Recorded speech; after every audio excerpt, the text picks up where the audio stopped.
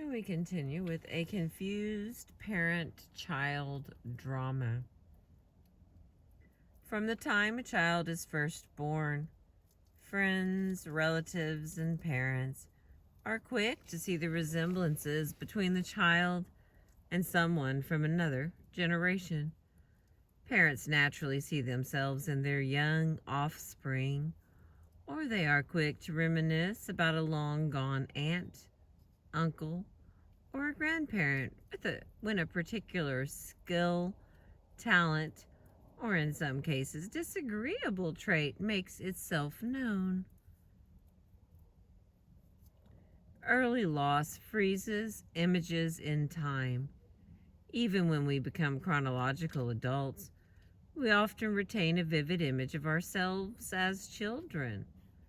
Looking at one's own young son or daughter, it may be easy to see the face of one's childhood staring back. When this happens, a survivor of early loss risks treating a child as a reincarnation of his or her own childish self. Similarly, as a child grows into young adulthood, that child may well remind the survivor of a lost parent. When the distinction between past and present is blurred, one is unable to see a current child as a separate and unique individual. The child exists, perhaps only for a short time, as a stand-in for someone long gone. In a number of interviews, men and women talked about their children as living replicas of their own childish selves. They felt tenderness and compassion for their children, feeling they must have harbored They felt tenderness and compassion for their children, feelings they must have harbored for the frightened children they had been years ago when they witnessed the deaths of their own parents. These individuals sought to provide their children with what had been missing for them long ago. Miranda remembers the early loss of her father and her painful childhood with visible distress. In recounting the story of her first experience with overnight camp, Miranda captured her own sense of abandonment and fear as a growing child. She was first sent to sleepaway camp when she was only 4 years old. Her mother was newly widowed and eager to reestablish her own social life and find a replacement husband and father. Miranda was sent to camp for 8 weeks and poignantly remembers a time when the group went on a treasure hunt. Miranda became separated from the other children, lost, confused, and with a 4-year-old sense of direction. She walked to the top of a hill and looked out over empty space. She remembers that she was scared and crying. This memory of camp captures her feelings of her entire childhood. She was alone on top of a mountain, and all she could see in front of her was empty space. Throughout her childhood and adolescence, Miranda made up stories, invented a life that was richer and more comforting than the one she lived. As the mother of a young daughter, Miranda is determined to give her child a very different experience. She won't have to make up stories because her life is going to be wonderful. My daughter will have an enchanted childhood. Remembering how lonely she felt, Miranda says, I want my daughter to be surrounded by kids. I don't care if they are brothers and sisters. They can be neighbors or friends. I want the house to be the kind of house where kids feel happy and comfortable. I want her to be confident, and I want her to be everything that I wasn't. While one can certainly recognize in Miranda's determination a mother's desire to provide her daughter with a healthy and rich experience, one also hears an urgent need in Miranda's determination. Her daughter's childhood will not only be comfortable and warm, it will be perfect. It has to be perfect. It is to make up for the childhood that Miranda missed. Because she herself has no memories of her father, Miranda is determined that her daughter will have a rich and wonderful memories of growing up. Miranda carefully orchestrates, even designed with posterity in mind. When a successful play day is completed, Miranda thinks to herself, this will be a memory. My daughter will have this forever. Miranda says that she is able to count the number of times her mother hugged her on only one hand. She is determined that her daughter will not have a similar experience. I probably smother my daughter. I am all over her. Once again, Miranda is nurturing not only her real daughter, but also the lost and needy child she was when her own father died. Ted's friends teasingly tell him that he is the most loving parent they have ever seen. He is determined that his young daughter will feel cherished and loved. Ted was only an infant when his father died, and his cold and independent mother withdrew into the security of her active career.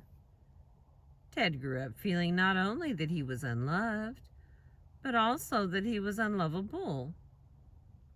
He is determined that his daughter will have none of those painful feelings. He frequently tells his daughter how much he adores her and loves her. Every night after work, he spends several hours playing with his young child. He has constructed a series of stories and fantasies in which his daughter is the heroine and the most important person in the world, and he delights in telling his daughter these stories, which make her feel special and cherished. Ted, who has no memories at all of his father, is determined that his daughter will have special memories, reminiscences she can treasure throughout her life.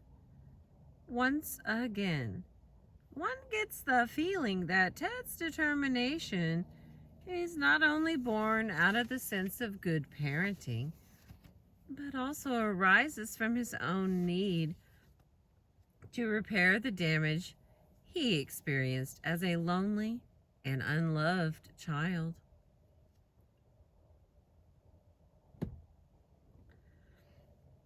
When Tessa's son was first born, she looked at the tiny infant and thought, he will have a normal life. Tessa's own childhood was far from normal. Her mother died when she was an infant. She lost her father at the age of 14, after which Tessa lived with two different sets of relatives. First, an aunt and uncle took her in and told her that she was welcome to stay, provided they did not need the spare room for anyone else. After just a short time, Tessa lost her room when the couple's adult daughter decided to move back home. Tessa slept on the porch for a while, but when this proved unsatisfactory, she was moved to the home of her grandmother. Tessa stayed there until she completed high school, but her grandmother's home but her grandmother's home was far from a normal one. Tessa had an uncle who also lived at her grandmother's house and who suffered from a serious mental illness which required frequent hospitalizations. Tessa remembers one night when he ran around the house screaming and brandishing a knife before the police came and took him away. When Tessa left the home of her grandmother and went off to college, All she remembers is that she desperately wanted a normal life. Tessa, however, had no idea really what normal meant. She imagined the family life she watched on television. Growing up in the 50s, Tessa was brought up on Father Knows Best and the Donna Reed Show, programs with happy two-parent families where love flowed abundantly and problems were solved within the space of half an hour. Tessa married the first man who showed any real interest in her. Love was not a necessary ingredient in her formula for normalcy. She needed a husband, a home, and children. Love was something Tessa did not really understand. When her first child was born, she thought not only that he would have a normal life, but that he would make her life normal. She thought he will have a nice home, nice friends, and milk and cookies when he comes back from school. I need him more than he needed me, she now says. Tessa's decision to have a second child was motivated more by her desire to provide her son with a sibling than it was to have another baby. Growing up alone, Tessa reports, I was more than an only child. I was an only person. She was determined to repair her own isolation and loneliness through the life of her son. He would have a companion, never feeling as she did, so alone and frightened. Tessa's son grew up sensitive to his mother's needs, and she reports now that, perhaps to his detriment, he followed her plan to be a normal and perfect boy. Tessa, who has gained considerable insight into her own early mothering over the years, now feels that she treated her first child merely as an extension of herself. She was desperately trying to repair her own damaged childhood through the life and experiences of her young son. While it is easy to see how an adult parent might mistake a child for his or her own young self, it is a bit more complicated to understand how some survivors of early loss look at their children and see not themselves, but see instead the parent who died long ago. This association is often triggered by a particular behavior or circumstance, which causes the survivor to link child and parent via a connection that is emotionally real but factually mistaken. After Margie's father committed suicide, she worked very hard to be the good and perfect girl. She did not want to draw any attention to herself or to bring any additional shame on her family. When Margie's son was born, she idealized him immediately. He was the most beautiful, perfect child. He just seemed special to me, not a real boy, but something ideal. As he was growing up, Margie often worried that something would happen to her perfect son. If he was late coming home, she would immediately think that perhaps he had been in an accident or been injured somehow. Margie's warm and loving connection to her son continued until he reached adolescence. Then his risky, arrogant rebellion felt to her like a repeat of her father's callous and self-indulgent suicide. By taking his life, Margie's father had deprived her of a normal childhood. He had abandoned her and left her feeling ashamed of her family. Margie was confronted with all of the same feelings as her son struggled with being a teenager. Once, as they were driving in a car, she lashed out at him. "I worked so hard at not letting people hurt me, keeping them at a distance, and the only two people who have been able to hurt me are my father and you." Margie was shocked by the power and venom of her own words and realized at that moment that she was not seeing her son for who he was, but was rather venting, at last, her rage at her father. Margie saw a counselor and sorted through her tangled feelings about both her father and her son. She now feels she is better able to see her son for who he is. A young man trying to be an adult, not an ideal version of the father she lost. Still, it is difficult for her not to worry that this son will be taken away from her, just as her father was. When her son seems moody or irritable, she worries that perhaps he is hiding some big problem, something she has missed that might push him over the edge. Ron never thought of his daughter as being anything like his mother. In fact, Ron could not remember the mother who died suddenly when he was only 13. After her death, he consciously blocked out any memories of the woman who had been at the center of his family life. What he did remember, however, was that he could not mourn for his mother because his father was in such deep despair and needed him as a companion.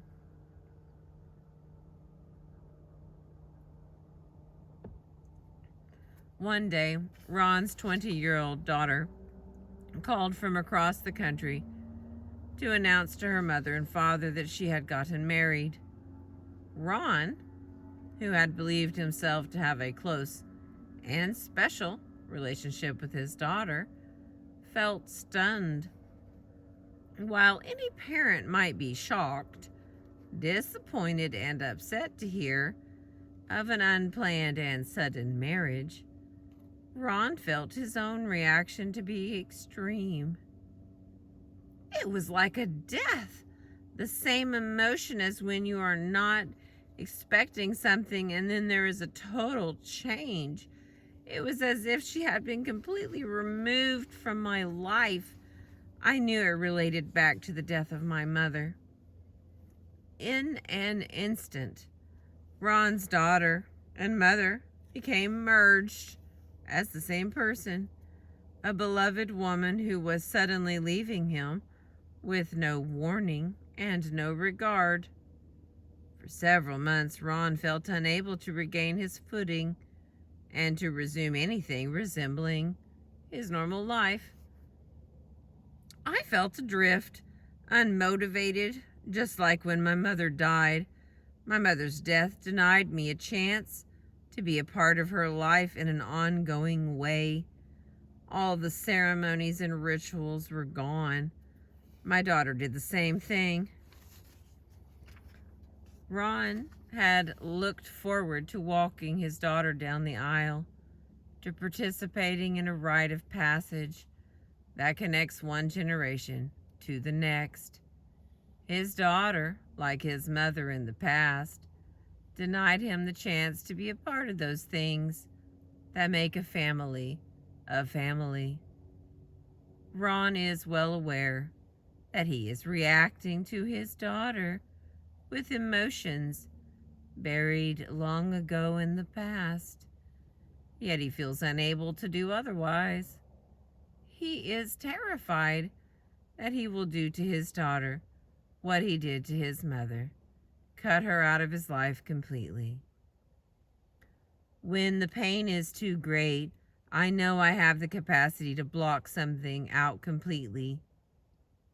Ron is afraid that in an attempt to protect himself from unmourned pain, he will bury his daughter alive. I keep telling myself I must move on. If I don't get past this, the feelings will destroy me.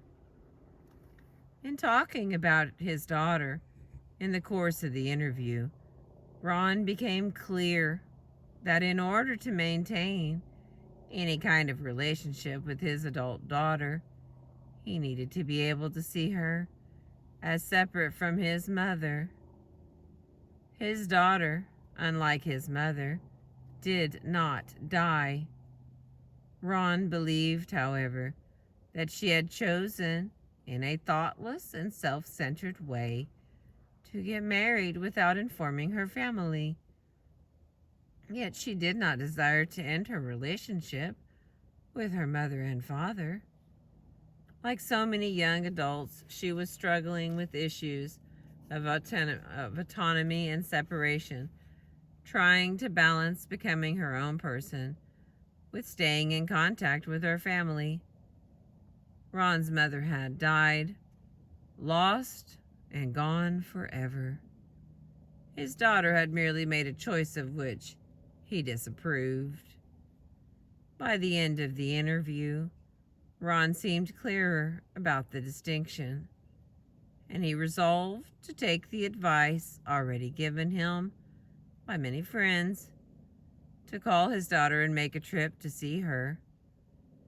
For Ron, it was the suddenness of his daughter's announcement, an announcement that said she was separate and on her own, that sent him reeling back into the past, overwhelmed by feelings he thought he had long since buried. Had she not made such an abrupt announcement, it is unlikely that Ron would have ever confused his daughter and his mother. But for Ron, sudden loss means only one thing. It means death, and Ron had no other symbolic language with which he could understand his daughter's behavior. In most cases, confusing a child with a lost parent or a lost image of the self is short-lived. As circumstances change, as the child grows, the temporary coalescence of images disappears. When images are merged, however, the adult survivor is unable to see his or her child as a separate person. The child exists only as a reminder of the past. We're on page 185 from the book The Loss That Is Forever by Maxine Harris PhD. The next part will be applying lessons learned in the past, and that will finish this chapter 7. Thank you for listening and watching. I appreciate you.